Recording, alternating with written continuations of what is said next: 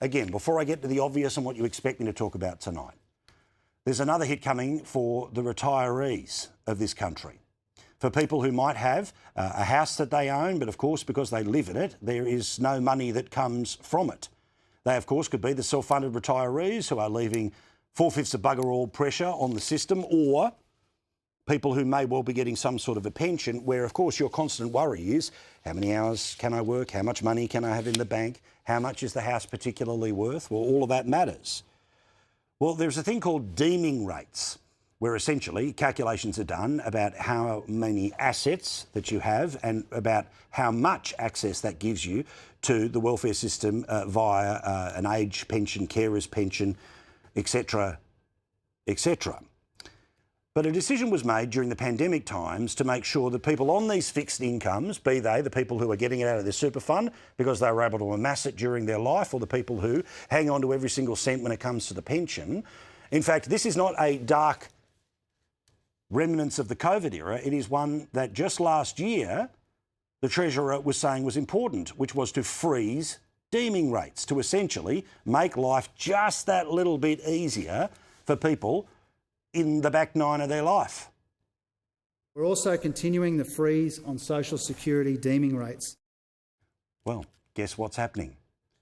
They are changing the rules. The freeze is over, and as you know, as we reported a little earlier this year, that these things are now making their way up. An initial increase of 0.5%, so yes, it's a small change, but still important. This meant that it apparently saved the budget $1.8 billion. Why? Because that's $1.8 billion in help for self-funded or pension-related retirees that didn't need to be paid out, meaning the retirees of Australia $1.8 billion poorer. The government cited the end of the inflation crisis as the reason to move on. Previously, it had kept the rates at COVID levels to help with post-pandemic cost of living crisis. Well, last time I checked, inflation is a massive problem now. Cost of living, well, did it ever go away? And the people most affected by it are those on those fixed incomes. Now, we got another report that inflation is now the highest that it's been in the best part of 12 months, and it's in a scenario where, because everything costs more, the small amount of money that you are locked into goes, well, less than it ever has. And it may well get worse. Why? Because the inflation genie is out of the bottle. The government's little paper over Band-Aid solution when it came to power bills is going to disappear. Power bills will increase anyway, but they're also going to, in all of these metrics, overperform in their increases because of the artificial way they were being held back for the past couple of years. In fact, inflation is now such an issue that there is no plan for a rate cut anytime soon, and there is a even money chance of a rate rise next year. Headline inflation is very much swung around by the on and off of the electricity rebates, and we're not expecting headline inflation to come back down below 3 for another 12 months effectively. Well, guess what? The news that has broken today is that it's happening again.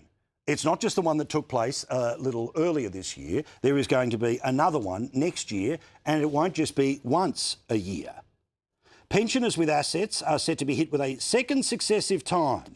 You'll cop this in March with the government confident of an increase in the deeming rate, despite the outsourcing of a decision to an independent body, because, of course, this government, well, it doesn't want to own any crappy decisions. They pretend, oh, it's all arm's length. Who pays them? Oh, the government, meaning you still control them? Yeah, that's the case.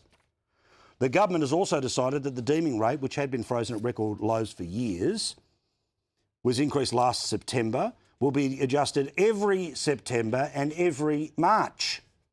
So again, what little money you have, they are going to put you back through the ringer as if there was no inflation, as if we were still where we were 4 years ago.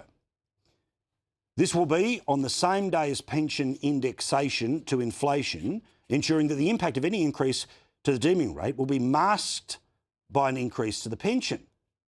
Now, of course, what this really means is that if previously holding on